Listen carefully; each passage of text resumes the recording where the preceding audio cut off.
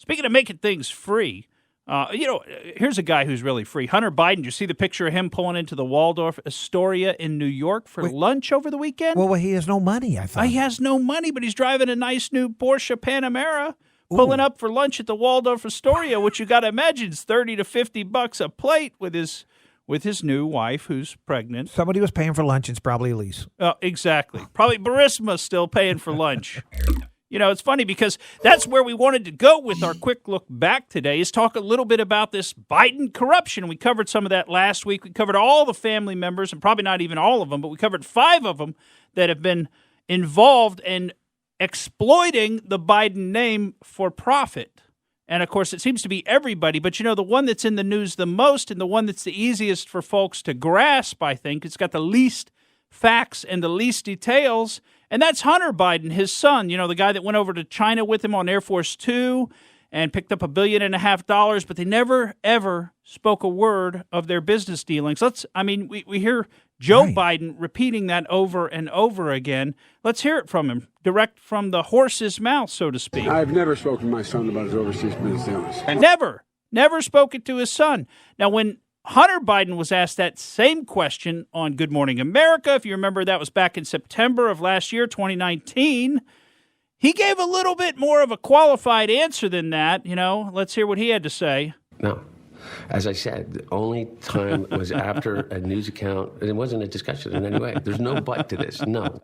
I love it. He says no. As I said, the only time. Yeah, okay. No but. No but. Oh, shoot, I wasn't supposed to say that, so let me say there's no but to this, right? That's what Hunter had to say. And remember, this is the guy who got at one point $83,333 a month for his, and I'm air quotes around this, work for the Burisma board. Now, do you know what that totals up to in a 1-year period, Pat George? A whole bunch of money filling a wheelbarrow. $1 million. Oh, my God. $1 million. Right at $1 million. Now, you don't think there's anything significant to that number? Hey, we'll pay you $1 million a year.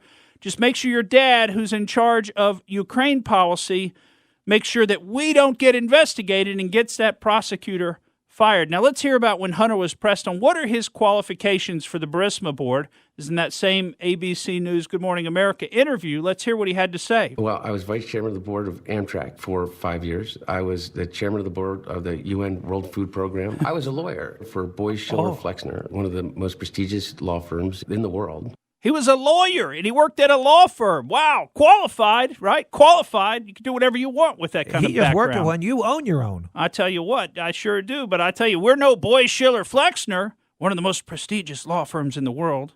Okay, whatever you say, Hunter. Now, here he is saying when he was pressed on, well, wait a minute, do you actually have any knowledge about Ukraine, or do you have any knowledge about natural gas or the petroleum industry? Let's hear what he had to say about that. No, but I think that I had as much knowledge as anybody else that was on the board. So Burisma's put together an entire board of idiots. People with good last names. That's what we're looking for on the Burisma board.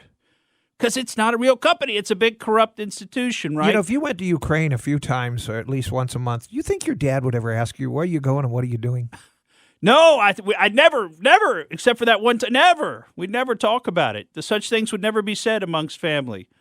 Like you said, we talk about the grandkids, we talk about the game. That's the only thing we ever talk about. Nothing of any substance at all. But that's Hunter Biden for you. Now, if you can't smell corruption there, and look, that needs to be investigated. Don't listen to the mainstream media saying, oh, that's already been looked at and there's nothing there, because the truth is, one, it hasn't been looked at, and two, back at the time, the reports that were done on it did suggest that, hey, this looks a little bit corrupt, and maybe a little bit shouldn't even be added there. This looks corrupt. But just use your common sense, folks. I mean, what do you think? You think you'd get paid $1 million a year with your last name? I know I wouldn't. I know I wouldn't get paid $1 million. I don't have access to the vice president. I don't have access to the guy who's running the policy for that entire country, who's divvying up the aid from the USAID, Agency for International Development, right? Divvying up all those millions and hundreds of millions and maybe even billions of dollars of aid. Remember when Biden was talking at the Council on Foreign Relations, and he talked about the $1 billion, and he told the president they weren't getting it? And the president said, you can't do that. This is the president of Ukraine, said, you can't do that. Poroshenko, remember, he said, you can't do that. And what did Biden say? He said, call President Obama. Call President Obama. So now it's okay when Obama is president for the president to be in charge of whether or not the country gets the aid on a whim based on fire the prosecutor. Okay, but now that President Trump apparently withholds aid, oh my gosh, that's a crime. That's an impeachable offense, right? I mean, the double standard is shocking and upsetting. Thank you for listening to the Morgan Streetman Show. We hope you enjoyed what you heard, and if you did, please click like and subscribe to help us out. And remember that we recommend that you exercise your brain at least once a week.